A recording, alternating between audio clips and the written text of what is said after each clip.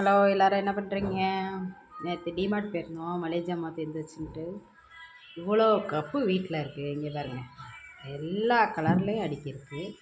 பத்தாததுக்கு இந்த கப்பு, ஒரு கப்பு 49 ரூபா, 2 கப்பு வாங்கியாச்சு. இங்கே பாருங்கள் எவ்வளோ கப்பு அடுக்கியிருந்தாலும் இந்த பீங்கானில் உள்ள ஆசை நம்மளுக்கு என்றைக்குமே போனதில்லை. அப்புறம் 2 கடாய் வாங்கினேன், காமிக்கிறேன்.